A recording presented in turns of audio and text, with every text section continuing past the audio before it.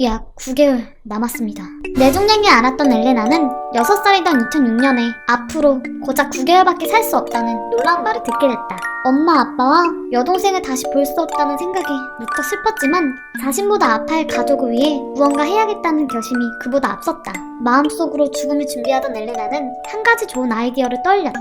그것은 바로 가족을 향한 메시지를 남기는 것이었다. 엘레나는 가능한 많은 쪽지와 편지를 써서 책이나 장식장, 서랍 가방 등에 이를 감춰놓았다. 그리고 사망 선고를 받은 지 1년 뒤인 9월, 엘레나는 자신의 침대에서 가족들을 지켜보는 가운데 숨을 거뒀다.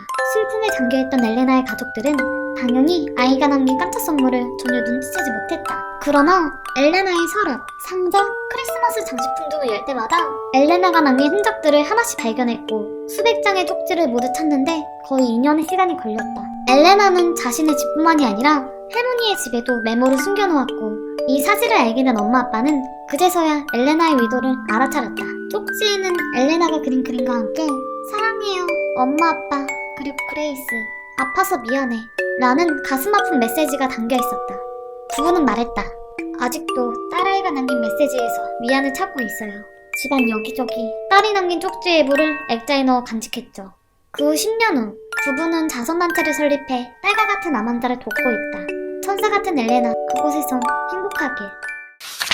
2015년 대구 도심에서 한바탕 소동이 벌어졌다. 그 사람의 정체는 안씨. 정신장애를 앓던 안씨는 당시 통영동 인근 서부 정류장에서 건너목을 지나다 5만원짜리 지폐 160여 장을 뿌렸다. 할아버지와 부모님한테 물려받은 돈 4,700만원의 일부였다. 거리에 뿌려진 돈을 보고 사람들은 너도 나도 할 것 없이 지폐를 주었다. 그리고 돈을 주워간 사람들은 좀처럼 나타나지 않았다. 그러던 어느 날 경찰서에 한 남성이 찾아왔다. 이거 제가 준 돈인데요. 이 남자는 100만원을 경찰에게 건넸고 인적사항을 밝히지 않았다. 그리고 또 1시간 뒤 40대 여성이 15만원을 돌려주며 어머니가 주우신 돈인데요. 돌려드려야 하는 게 맞는 것 같아서 가져왔어요. 이 돈이 고물상 할아버지의 걱정과 사랑이 담긴 돈이라는 사실을 알려준 후 대구 시민 6명은 돈 285만원을 차례로 돌려줬다. 그러나 남은 돈의 행방은 여전히 오리무중이었다. 그러던 중 매일 신문사 앞에 정체모를 쪽지가 놓여졌다. 돌아오지 못한 돈도 사정이 있겠죠. 그 돈으로 생각하시고 사용해주세요 라는 메모와 함께 500만원이 놓여져 있었다. 비록 안씨가 뿌린 돈은 다 거두지 못했지만 사랑으로 그 빈 공간을 채운 순간이었다. 어려운 시절 친구가 빌려준 17만원을 17억으로 돌려준 친구의 우정에 박수가 쏟아졌습니다. 순씨와 장씨의 우정은 이발소에서 시작됐다. 순씨의 나이 14살이 되던 해인 1987년 그는 장수성 시저우에 있는 친형이 운영하는 이발소에서 샴푸 도우미로 일했다. 당시 장씨는 이곳이 단골이었고 순씨가 머리를 감겨주면서 친구로 발전하게 됐다. 하지만 얼마 지나지 않아 순씨는 저장소 윈저우로 일자리를 옮겼다. 당시 출장차 윈저우에 방문한 장씨는 거리에서 우연히 순씨와 마주쳤다. 어려운 생활을 하는 순씨를 본 장씨는 선뜻 내가 도와줄 테니 시저우로 돌아오라고 제안했다. 며칠 뒤 순씨는 시저우로 돌아갔지만 친형의 이발소는 이미 폐업한 상태였다. 실업자 신세가 된 순씨를 본 장씨는 당시 본인의 1년 연봉인 1,000위안, 그 당시 돈으로 17만원을 모두 건넸다. 순씨는 이 돈으로 새 이발소를 차렸다. 덕분에 순씨는 이발소 사장님이 됐지만 직원을 둘 처지가 되지 않아 모든 일을 도맡아 해야 했다. 이에 장씨는 순씨가 낀일을 걸을까봐 도시락을 싸다 주고 직접 밥을 지어다주며 세심하게 챙겼다. 그렇게 두 사람은 친형제보다 더 각별한 사이로 발전했다. 세상에 휴대폰이 나오지 않아 연락이 자유롭지 못했던 1991년 순씨가 군 복무를 위해 지역을 옮기면서 장씨와 서서히 연락이 끊겼다. 이후 1996년 순씨는 스페인으로 이주했다. 웨이터, 주방장, 노점상 등 어려운 시기를 거쳐 개인 사업을 하기에 이르렀다. 장신구 도매 사업은 큰 성공을 거뒀고 순씨는 부자가 됐다. 성공한 그의 마음속에는 늘 장씨에 대한 그리움으로 가득했다.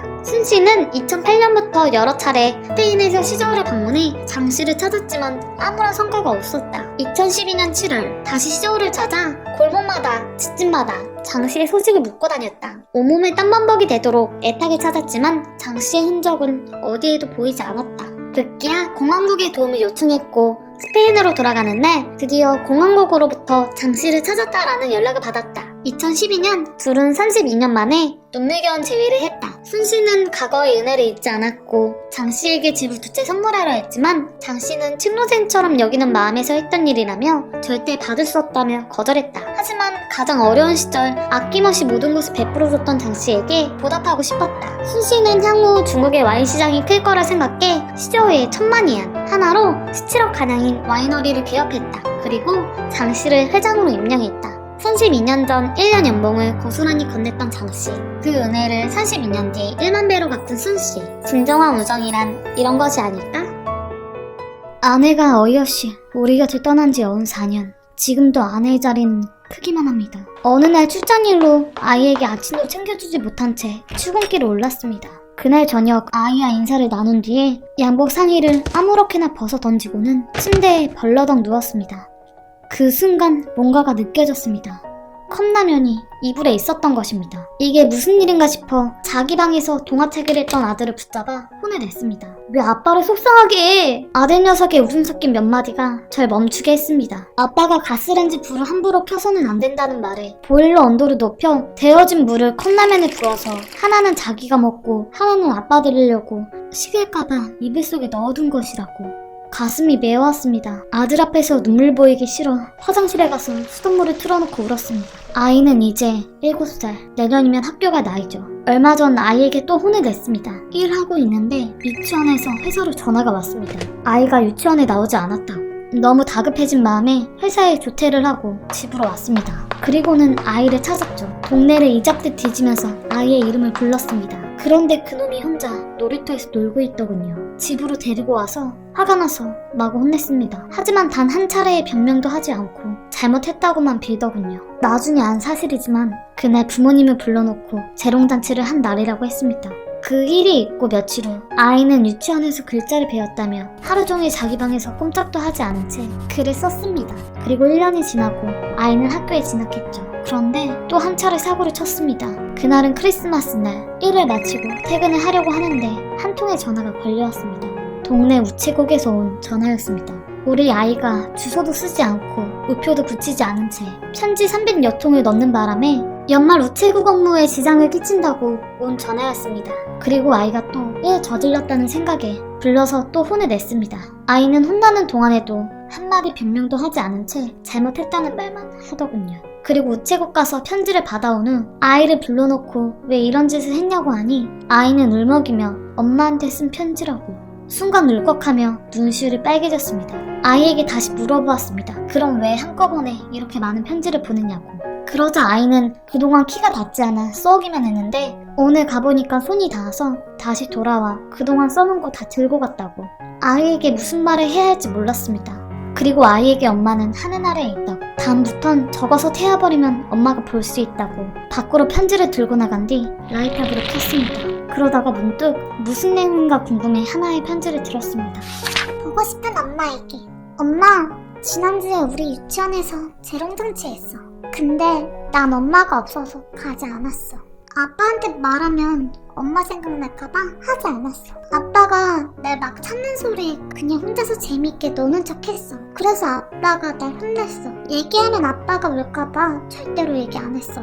매일 아빠가 엄마 생각하면서 우는 거 봤어. 근데 나는 이제 엄마 생각 안 나. 엄마 얼굴이 기억이 안 나.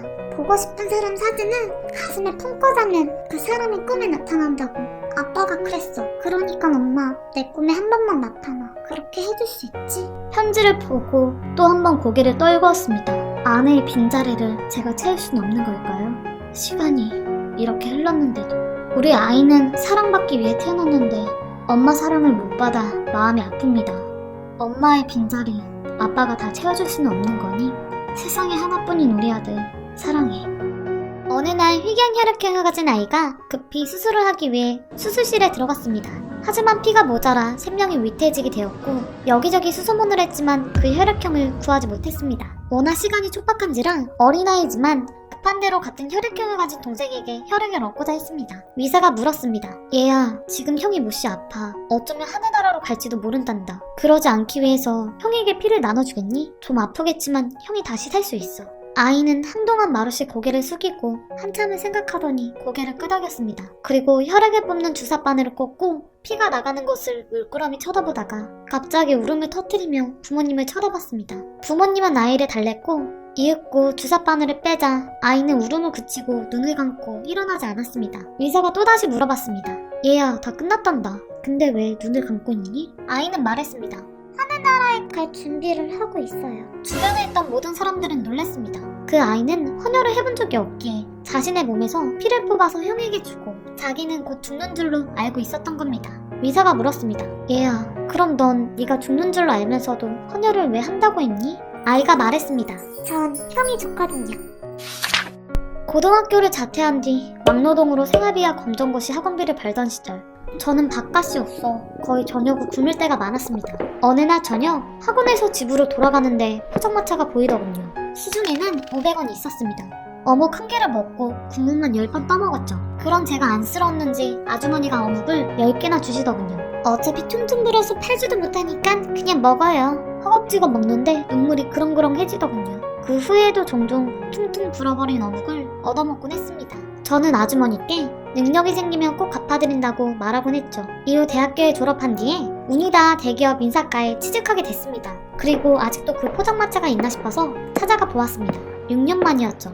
여전히 장사하고 계시더군요. 그런데 아주머니 옆에 아들이 있었어요. 다리를 심하게 저는 내성마비 장애인이었습니다. 장애인이라 마땅히 취직 자리가 없어 안타까워하는 아주머니가 안쓰러웠어요. 저희 회사에는 장애인을 전문으로 채용하는 사회적 기업이 있었습니다. 급여는 많지 않지만 정년까지 보장되고 학자금도 보장되는 회사여서 당장 회사의 부장님을 찾아갔습니다. 사정을 말했더니 흔쾌히 승낙해 주시더군요. 아들이 채용되자 아주머니는 눈물을 흘리며 기뻐하셨어요.